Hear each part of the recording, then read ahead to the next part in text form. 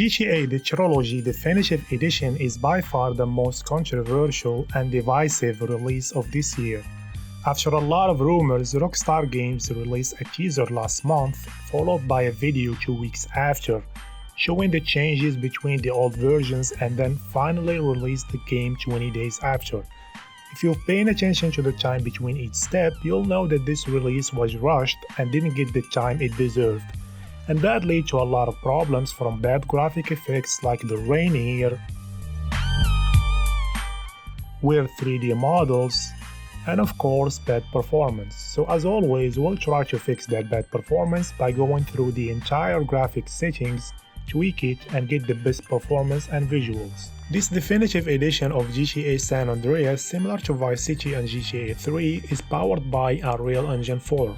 And this is obvious when looking at the graphics menu and the game presentation. But what's weird is that some of these settings has no effect on the game visuals, like Anisotropic Filtering. You can see here in this comparison between 2x and 16x that there is no difference at all. Almost same here for texture quality, where the only change between ultra and low is this door and CG house when standing far from it. Every other things like VRAM usage, FPS are almost the same. Also, depth of field is not functional.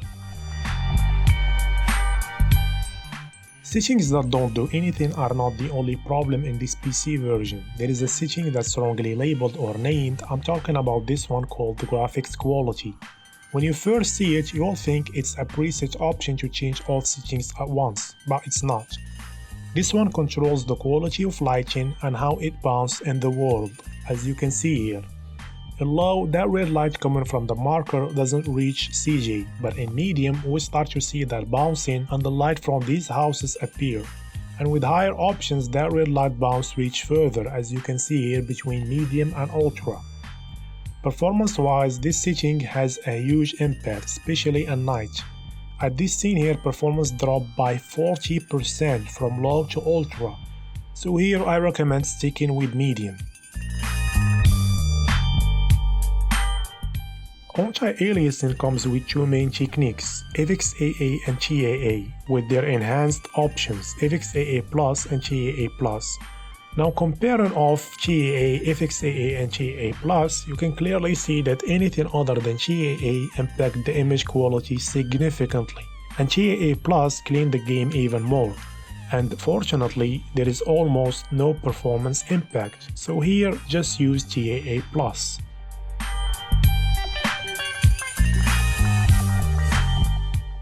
Next we have distance scaling. This one adjusts the level of details or LOD of objects and also the amount of popping you will see when driving fast or running. Here the close option removes most of the foliage and details from this spot, and the higher we go, the more details we get, of course. This one affects the game visually, and since the performance is like 3.5% drop from close to ultra, I recommend using far or ultra option here.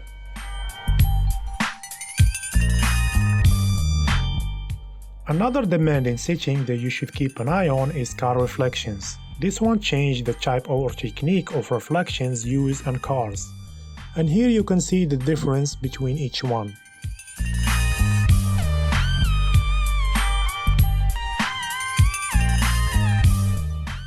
Now when it comes to performance, we will take this spot as a comparison. Going from screen, which is the lowest option, to planar low, drop FPS by 9%, to planar 31%, and finally to cube map, and I don't know why, a huge 50%.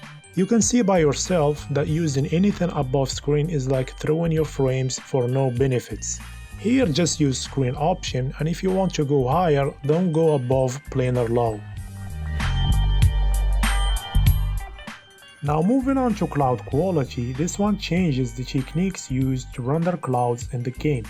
Here volumetric options of course looks much more better than material, and also they perform almost similar, as you can see. So here it's simple, just use volumetric clouds. Reflection quality of course adjusts the quality of reflections, like here on this car.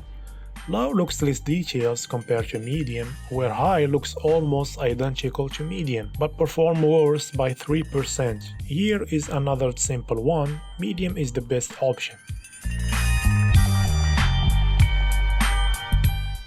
A unique setting is this one called City Glow. This one adds a soft glow to cities noticeable during night. Off of course disable this effect completely, low add a little bit of glowing and even more with high. Performance wise there is 3% by going from off to low and 8.5% to high. Here just use low since it's hard to notice the higher option during gameplay. Next we have World Shadow Quality with 5 options, starting with Off, which disables shadows completely and makes everything looks flat. Low looks aliased and pixelated with 6% performance hit. Medium looks fine but still looks low resolution if you focus on the edge of shadows and costs 8%. High and Ultra both improve the resolution and filtering of shadow maps, with high hitting performance by 13% and Ultra by 17%. Here I recommend avoiding Ultra and Off and stick with either medium or high shadows. Ambient Occlusion is next. AO comes with just 2 options, Off and Screen Space Ambient Occlusion or SSAO. Here you can see that turning AO off makes the game looks flat and everything looks like it's floating and not touching the ground. And seeing the AO costs like just 4 to 5%, I really recommend keeping this one on.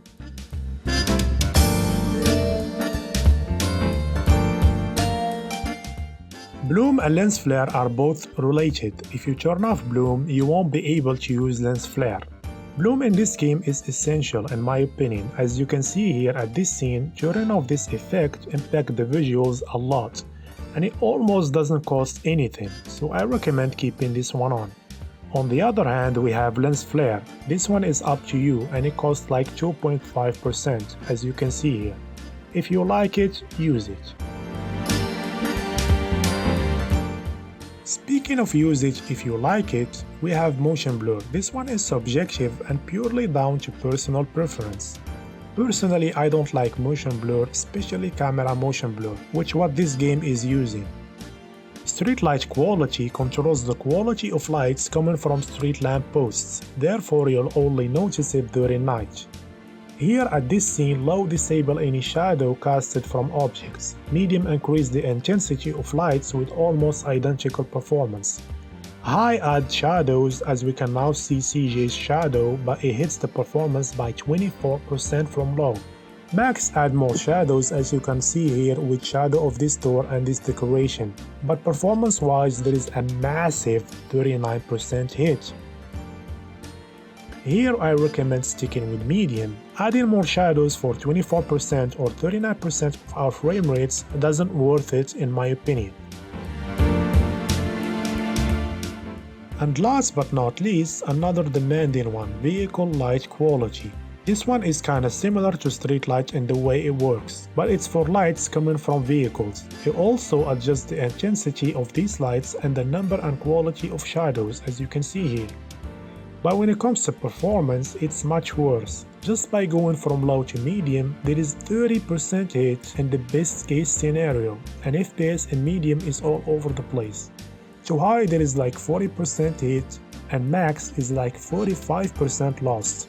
And things can get even worse when there is a lot of cars and vehicles on screen at the same time. Here it's just so simple. Use low, and if you have enough GPU headroom, you can go for medium.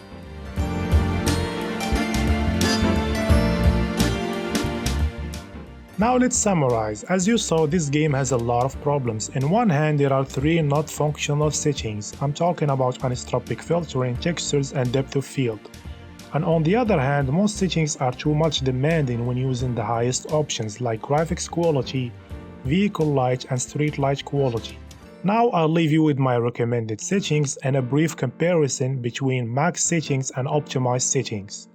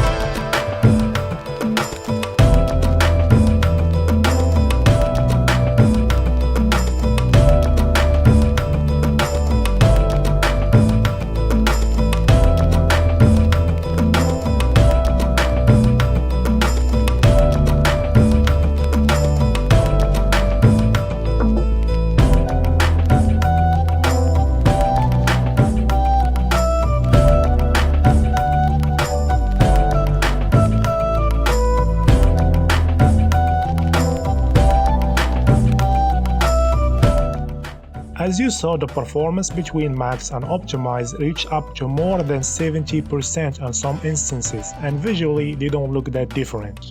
So we arrive at the end of the video. I'll try to do similar videos for Vice City and GTA 3 if I find big differences in performance compared to San Andreas. Until then, thank you so much for watching. Don't forget to leave a like if you enjoyed the video, leave a dislike if you didn't, subscribe and hit the bell, and hopefully I'll see you in the next one.